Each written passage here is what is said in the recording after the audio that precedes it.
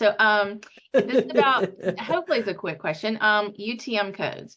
So we've heard all this stuff about how they're talking about not allowing these third-party cookies, all that stuff. Right. So tell me, if someone asks, UTM codes, are they still working? Are they going to continue to work? How do you answer that question? And what are your thoughts on that? So UTM codes are not cookies. Yeah. Right? Not UTM cookies. codes send information through the URL to Google Analytics. So Google Analytics, every time a visit happens or an event happens in Google Analytics reads the URL.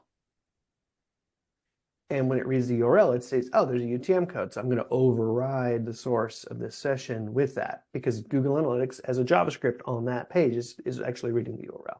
Yeah. That's how it can do stuff like, what's the page this visit came from, and stuff like that, right? So that's all it's doing. So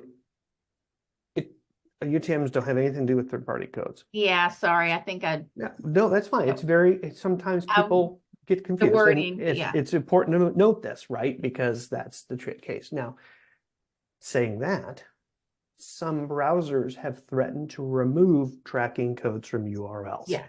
Okay. And this is definitely a tracking code in a URL. So is any link with Facebook. So is any Google ad. It adds the GCLID code. Microsoft has an MSLID code, something to that extent for Microsoft ads. Most, LinkedIn does it. Like, everybody is adding it, and so some of the browsers are threatening to take it. Like, I use Firefox, and Firefox is trying to pivot to privacy, and like, you can copy a URL without the tracking codes and they'll just remove it. That's not for everything right now. So it kind of goes into the conspiracy theory that there's a lot of money in tracking codes. Like, Facebook does not want to give up that data. Yeah. Right? Google sure as heck doesn't want to give up that data. So there was just so funny. I should have saved this. I got an email from Google. Not that Google knows who the heck I am, but it was just like, you as a small business owner need to be concerned about these things. And they rephrased website privacy as a conspiracy against small business owners. And they were trying to tell their side of the story for website privacy, saying customers want personalized ads that are relevant to them. And this allows us to do that. You as a business owner want to know the ROI of your marketing efforts. So you need to contact your congressman and make sure, like, it was really interesting. So, like, let's not diminish the power of capitalism here. We've all been burned by capitalism, but we also make money from it. So we can have a love-hate relationship with it if we want. I err on the love side, but that's neither here nor there.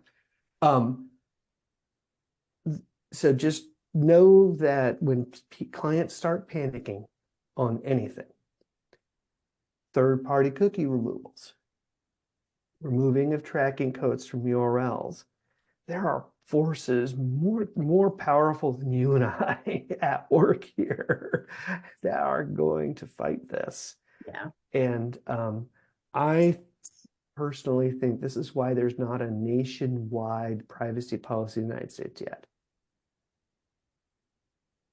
There may be, I'd say in the next year or so, we might see it. A standardized privacy policy for websites in the United States, just kind of like GDPR. But I'm sure they're dragging their feet because, well, think about it this way. Remember when the rumors of Google Analytics as illegal were circulating and we kind of rolled our eyes? I rolled my eyes at that. The Biden administration went to Europe and negotiated for Google Analytics. Meanwhile, Russia's bombing the Ukraine. but the Biden administration was negotiating with GDPR in Europe. That should tell you how much money is behind this. Yeah, for sure. And if I don't want to debate Ukraine. That's not my point. My point is there were real issues going on, like life and death issues. And one of the things the Biden administration put their efforts into was making sure Google Analytics would be acceptable by GDPR. Yeah. If it weren't for the U.S. government interfering or intervening, maybe is the nicer way to say that, the European courts might not have made it acceptable. So just know that.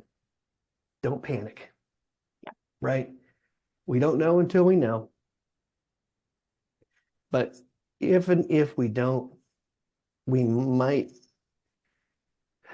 there's going to be ways to track this because Google, Facebook, LinkedIn, TikTok, they all want to prove their value. And so it might not be as good of data as we have now, but there will still be data from which we can make our decisions. And so I'm kind of on a do not panic status. And if that's a little bit too tinfoil hat, please accept my apologies. I am a cynic and I'm working on it. Yeah, that definitely helps. Thank you.